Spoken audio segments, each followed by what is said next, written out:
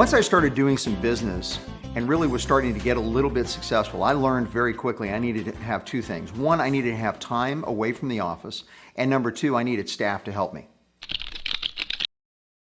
When you start your business, you've got to invest in your business, and don't think of hiring someone as an expense. Think of it as an investment, a return on what you're investing in. You know, when Steve Jobs started Apple Computer, which was out of his garage, yeah, he worked out of his garage, but it morphed into one of the largest businesses in the world. I'm sure Steve Jobs didn't think, you know what, I can do everything on my own. You have to hire people in order to grow the business. Remember, if you have 10 employees, there's only one of you, but there's 9 others that can help you grow your business to wherever you want to grow it to. And 10 can do the work a lot better than can 1. One of the greatest mistakes that I see really good advisors make is they think, you know, I don't need to hire somebody. I can do this myself. And the answer that I give to that is, why, if you can make $100 an hour, would you be making 10? I said, wait a minute, what do you mean? Well, if you're asking yourself to do $10 an hour work, you're not going to be making $100 an hour. So if you think you're worth $100 an hour, or you think you're worth $200 an hour, or $500 an hour, or $1,000 an hour, then why in the world would you be doing $20 or $30 or $40 an hour work? Let's give that to somebody else. Why?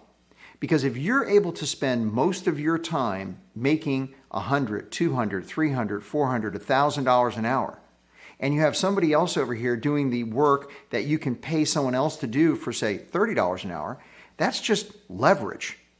And to me, that's really the essence of what good, successful businesses do. They leverage their time.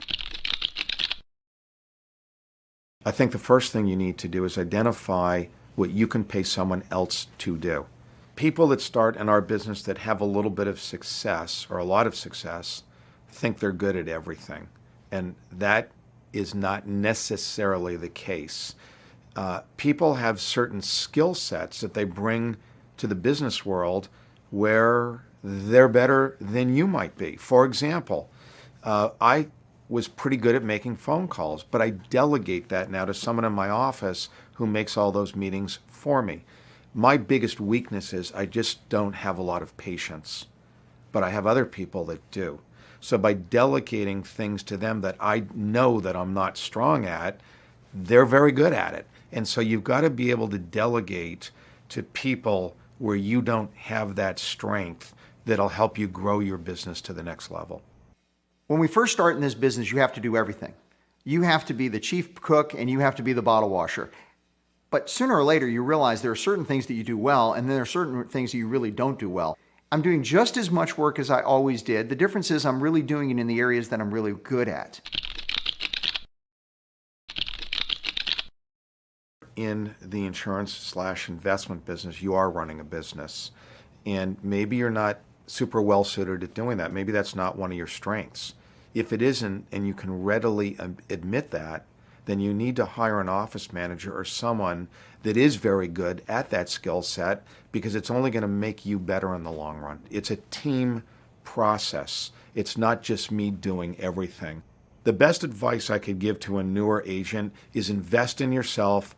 Don't spend, but invest money in hiring staff in order to help you get to the next level. What you need to ask yourself is, you know, am I doing a job that I can pay someone else to do? And why am I doing this job? If I could be doing something more productive to move me to the next level. When you first get started in this business, it's 24/7. You got to be willing to meet people and work as hard as you possibly can. But there comes a point in time when you have to say, hey, I need a little bit of a break. And so to do that, you need two things. One, you need a commitment to take some time away and make it free time. And secondly, you have to have great staff. Now, it doesn't have to be 50 people. It really just needs to be 1. It's important because it frees me up to do the things that I do well, which is get more clients, work with the existing clients that we have to develop better strategies, to come up with solutions that make sense for their individual problems. That's what I do well. So what we want to do in our company is strengthen those areas where you're strong and take away those areas that you're not strong and allow other people to handle those areas. You've got to have some balance in your life, and it can't be all work all the time. It can't be all play all the time. You've got to make sure that you have a healthy mix of both in order to allow you to be healthy and successful. Don't go out there and try to strengthen your weaknesses, because all you'll end up with is strong weaknesses. I'm not interested in strong weaknesses. So we strengthen our strengths. We get better and better at the things that we're really good at to begin with. And we find other people that really can help us in those areas that we're not so good.